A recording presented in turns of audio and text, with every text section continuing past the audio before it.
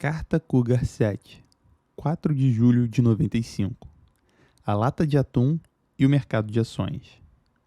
Prezados cotistas, após uma forte reação em abril, a bolsa voltou a apresentar uma performance medíocre em maio e junho. A despeito das importantes vitórias políticas alcançadas pelo governo no período. No que diz respeito à nossa performance, tivemos um comportamento muito semelhante ao da bolsa, com um resultado bom em abril, seguido de 2 meses sem maiores novidades. O retorno total no trimestre ficou em 11,2%, suficiente para fecharmos o primeiro semestre ligeiramente negativo, menos 0,4%. A variação acumulada do Ibovespa médio no trimestre ficou em 22,3%, tendo o segundo semestre registrado oscilação negativa de 15,3%. O FGV-100 terminou o trimestre com 2,9%, após uma variação negativa no segundo semestre de 12%. Como normalmente acontece, a bolsa tende a registrar performance superior à do Cougar em períodos de forte alta. Em nosso entender, uma das principais razões para o nosso desempenho relativo fraco foi o retorno do alto prêmio por liquidez no mercado. A enorme volatilidade dos últimos meses fez com que os investidores voltassem a preferir ações de empresas estatais com alta liquidez em detrimento de empresas privadas bem administradas, porém menos líquidas. Obviamente, a aprovação das reformas constitucionais também contribuiu muito para uma recuperação dos preços das blue chips. Contudo, é nossa opinião de que as dúvidas que ainda existem a respeito das privatizações são tão relevantes que os preços atuais das ações de empresas estatais, principalmente as holdings, não se justificam, a não ser pelo alto grau de liquidez que as mesmas apresentam.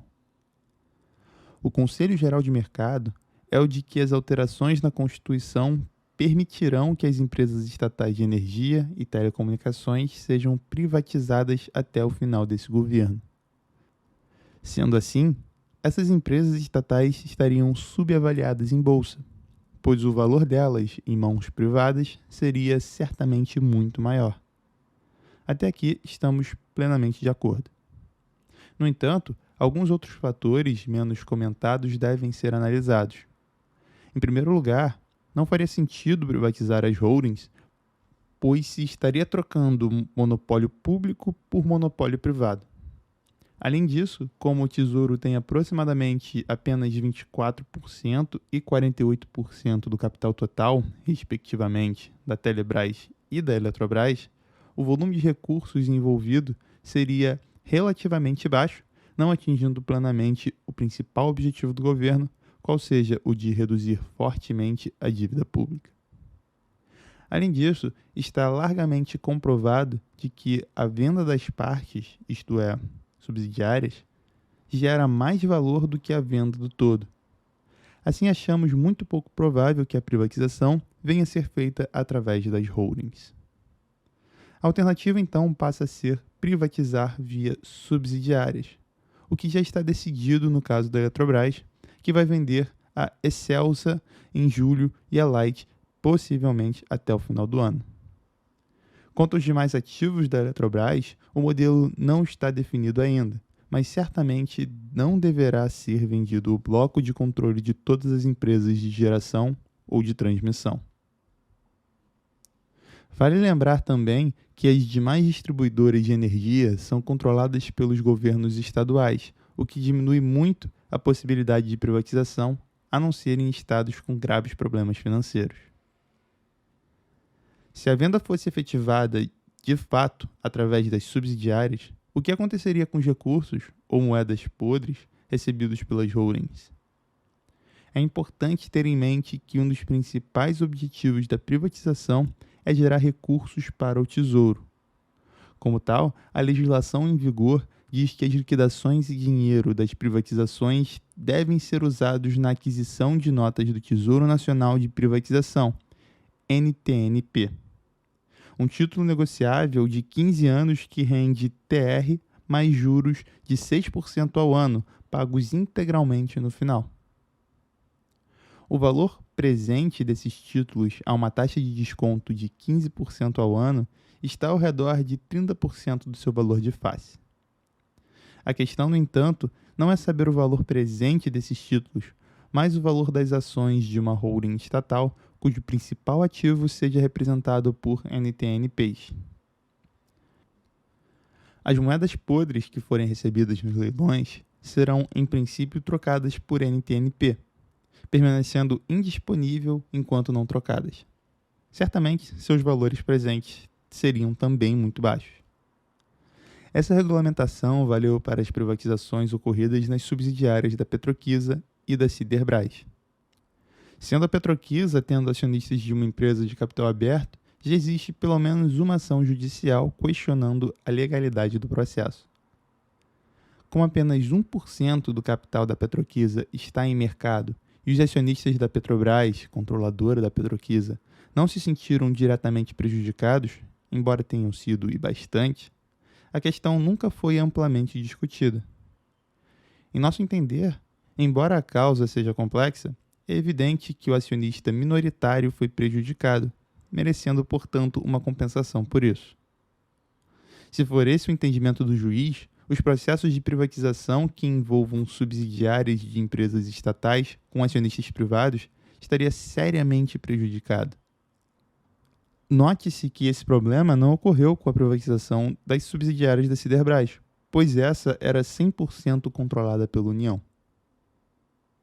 A consequência de uma privatização pelas subsidiárias, com os recursos fluindo para o Tesouro através de NTNPs, seria uma avalanche de ações legais por parte dos minoritários de Telebrás e Eletrobras. Embora esse caminho já esteja traçado para Excelsa e Light, não acreditamos que continue a ser seguido para futuras privatizações. O que fica realmente difícil de entender é o fato de que, até o momento em que essa carta foi escrita, não existe no mercado nenhuma grande preocupação com as consequências para a Eletrobras da venda de sua participação na Excelsa. Tal como aconteceu com a Petroquisa, a Eletrobras vai trocar um ativo que vale ao redor de 400 milhões de dólares por títulos que valem substancialmente menos, sejam moedas podres e negociáveis ou NTNPs. A explicação corrente no mercado é a de que o governo não deverá prejudicar o acionista minoritário, especialmente quando um percentual tão alto de ações está na mão de estrangeiros. Além disso, o governo tem um lote grande de ações da Eletrobras via BNDES e teria que encontrar uma solução para o problema. Tal solução poderia vir, por exemplo, através da possibilidade da utilização das NTNP para pagamento ou de dívidas para o governo ou de impostos. Nos parece um argumento razoável, porém, o que não nos parece razoável é o preço atual das ações da Telebrás e Eletrobras diante de tanta incerteza. É possível que a venda da Excelsa seja um catalisador para essa discussão e precipite uma desvalorização das ações da Eletrobras e Telebrás, pelo menos até que a questão esteja esclarecida.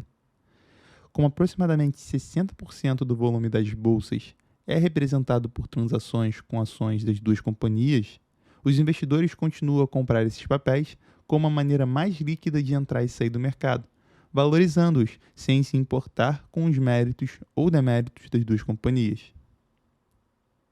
Não conseguimos deixar de nos lembrar da história do sujeito que comprou uma lata de atum e recebeu uma oferta para vendê-la a um preço maior.